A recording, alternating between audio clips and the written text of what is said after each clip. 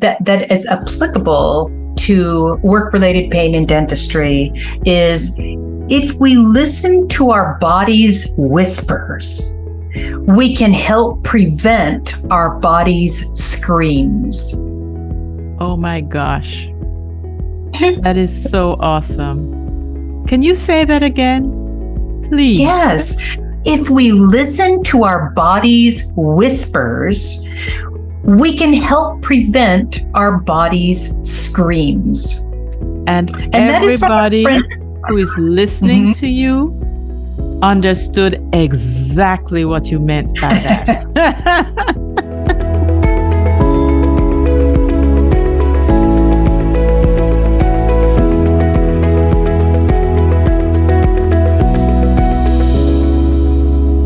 Welcome to another episode of The Irreplaceable Dental Assistant. And do I have a treat for you today?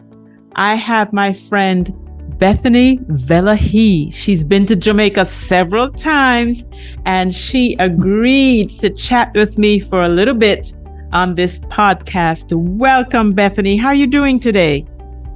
I'm good. Thank you, Heather. It's a joy to be here with you today.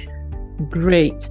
And I know so much about you, but I would love for you to share just a little something about Bethany Valachi, who she is, what she brings to the world. So I am a physical therapist who became interested in dental ergonomic or in dentistry after I married a dentist who had severe low back pain. And it was after I researched the problem, got my ergonomic certification, and helped him implement proper ergonomics, proper exercise, proper stretching.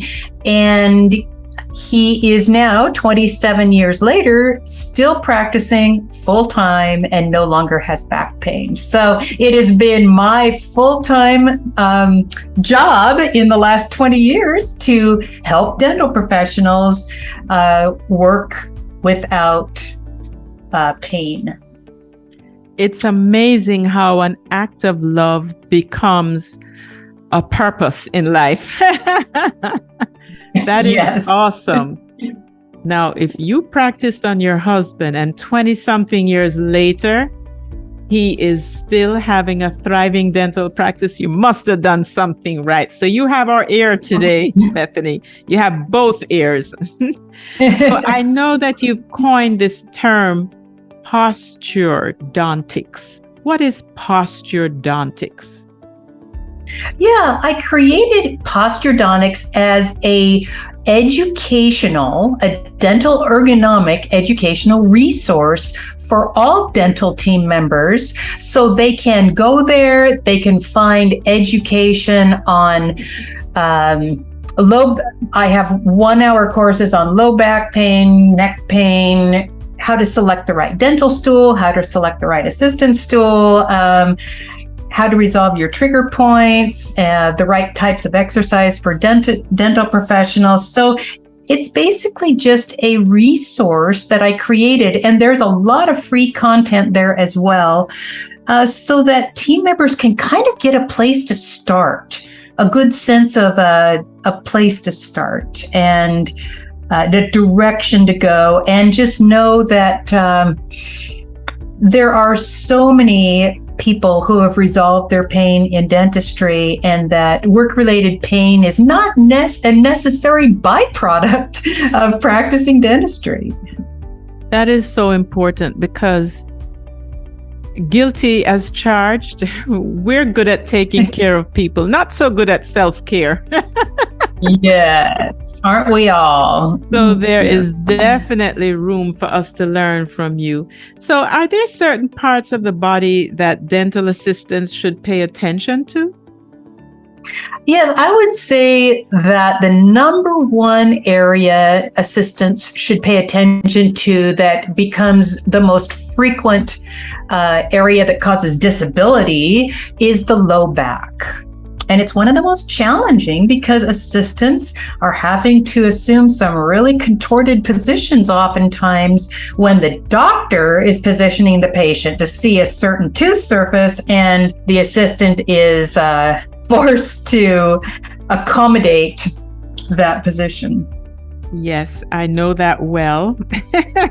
And I do try to use my mouth mirror so that we can position the patient, maybe not always ergonomically correct, but so that neither of us are doing contortions to see what needs to be seen in the mouth. But I do get that.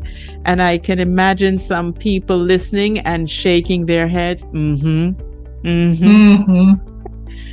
So what if the dental assistant feels fine? Is there need to do anything, or should they take some preventative measures? What do you think? Well, let's say that my teeth all feel fine. And should I brush? Should I floss? I shouldn't need to do any of that, right? If my teeth don't hurt. All right. Did I answer the question? Touche. So, just as in oral health care, structural damage can be occurring at a microscopic level. Just as assistants know very well, that microtrauma that structural damage can be happening at such a small level that people don't feel it until one day all of that small damage accumulates and becomes an actual injury or pain. And that is why we don't want to wait for the painful episode, because by then, oftentimes structural damage has already occurred. So it really behooves assistants to do preventive ergonomics, stretches, exercise on a regular basis, and just make it part of their job. You know, I'm thinking that you have hit the nail on the head. Like our patients, we often don't pay attention until we have to pay attention. And this is such great information because a lot of our listeners are just coming into the field of dentistry. And if I could take time back to do some of what you're asking me to do now, then I wouldn't have to shake my head to say that I understand what your husband endured. Yes. But it's never too late to switch gears, right? That's correct. Absolutely. You have a website that is Posturodontics where assistants could go and see some stretches that you recommend. Is that so, Bethany? Yes. And there's actually a free download that they can download at my free ebook to get started. And there's also, along with that, there is a little free video and recommendations on how to select the right dental assistant stool. So assistant stool recommendations, how to avoid the wrong types of exercise, and kind of get you started off on the right foot. And that is at posturodontics.com/bonus. BONUS. Okay, well, thank you for being so generous with your information.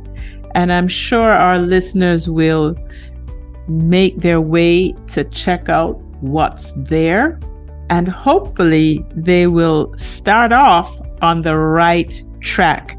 So you know that high heels are the finishing touch for the perfect dress. How do you feel about wearing high heels on the weekends? Because we know that our assistants wear reasonable shoes, or they should be wearing reasonable shoes during the week. But what is your take on wearing high heels with the perfect black dress? Yes.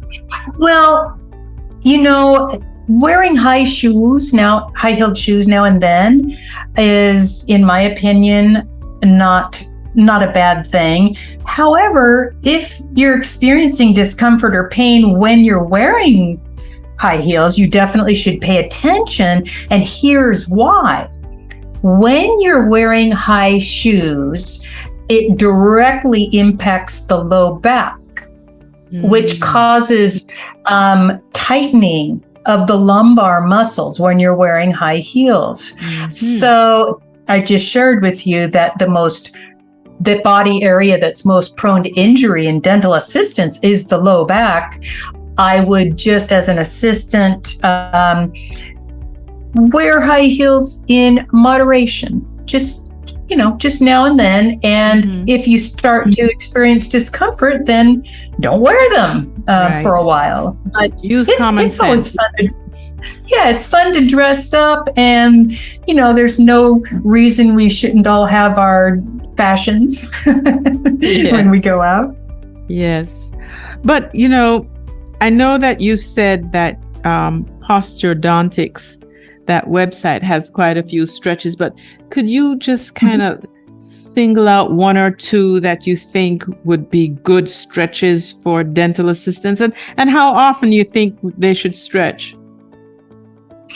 Yes, one that is especially good for dental assistants, because dental assistants tend to always slightly lean forward and to one side, is a rotational twist in the opposite direction. So imagine you're sitting in the chair, you're in a right-handed operatory, so you're on the patient's left side, right? So you're going to cross your right leg over your left leg. Your left arm is on your right leg, and you're twisting your body looking over your right shoulder. Okay, did that just sound like a twister? Like, remember that game Twister? Exactly. Put your right hand on your left knee. So yeah, that was probably a lot of information. It's kind of challenging to share a stretch over a podcast, but assistants should be stretching every 45 to 60 minutes. Really? So performing a chair side stretch, yes. And now they should be an eye-opener. I thought you were going to say once a day. No. And but they only have to hold it 2 to 4 breath cycles. Okay. So think about this. The assistant can stretch while the dentist is maybe doing patient education on a procedure, or when he is sculpting a composite, carving an amalgam, something like that. So look for those little time periods when you can do that stretch. And keep in mind, think about stretches that go in the opposite direction in which you tend to be positioned in general. So you're always slightly leaning forward. So extending backward over the back of the backrest of the chair is another great one. Just finding opportunities to stretch muscles that are used on a regular basis. Yeah. I get that. I'm learning. So this podcast is for dental assistants, but I'm picking up all the tips for myself as well. So, Bethany, if I was to ask you, what is the number one piece of advice that you would want all dental assistants to know? I would say that every dental assistant, because you are so prone to low back pain, that you should be standing half of the time. 50% of your assisting should be performed in the standing position. Now, this can be a little tricky if you are a tall assistant with a short dentist, right? But for most team members, they can work it out. And for instance, when my husband is on a saddle stool, he's sitting a little higher in general than when he's not sitting on a saddle stool. And that's a great opportunity for assistants to stand, is when the doctor is positioned a little bit higher. So just look for those opportunities to alternate between standing and sitting, because there's numerous research that shows that alternating between standing and sitting in dentistry is very effective in preventing low back pain. That is so interesting. I never knew that. I really thought that the best thing to do was to position yourself using an ergonomic stool, but learning that it's better to alternate sitting and standing, that is very interesting to me. I would never have thought. Lady, you're full of pearls. I've got lots more to share. Yes. Well, I am pretty sure when my listeners look to the link that I'll put below this podcast, and I'll post it in my IG as well, so people can readily get that information and start out ahead of the game, unlike an old turkey like me. That sounds great. So, I always like to end my podcast with a quote, and I wonder if you have one that you'd like to share with my listeners today. I do, Heather. One of my very favorites is that is applicable to work-related pain in dentistry is, if we listen to our body's whispers, we can help prevent our body's screams. Oh my gosh. That is so awesome. Can you say that again, please? Yes. If we listen to our body's whispers, we can help prevent our body's screams. And everybody who is listening to you understood exactly what you meant by that. But and that is from a so friend elegantly. That is from my friend Dr. Ken Cohn, by the way. So I need to give him credit for that. Yes, thank him. Listen, it has been a pleasure speaking with you today. I have one request, and that is that at some time in the future, you'll join us again for part 2. I would be very delighted to. Thank you so much. It has just been a pleasure to talk with you again and see you again, Dr. Heather. Yes. I remember you came to Jamaica. Well, you've been there more than once, but I remember you came to Jamaica and you lectured specifically to our dental assistant. So I had to get you on this podcast because I know that you know what you know. And we know that we need to know what you know. So thank you for affording us the opportunity to get all these pearls of wisdom. You're most welcome. It's been a joy. Yes, thank you. All right, we'll talk to you the next time.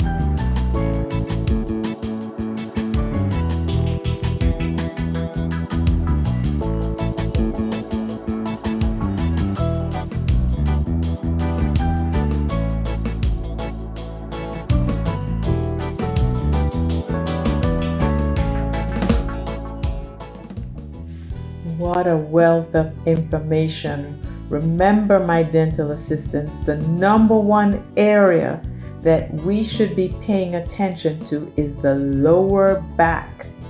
Everything in moderation now, so you can wear your heels, but be mindful of that lower back. Stretch every 45 to 60 minutes at work, and assist sitting and standing. It's better for your back. Stretch in the opposite direction that you're normally positioned. And remember what Dr. Ken Combs says. If we listen to our body's whispers, we can help prevent our body's screams. Guys, like, share, and subscribe, because life is better when we live, laugh, and grow together. See you the next time. Blessings.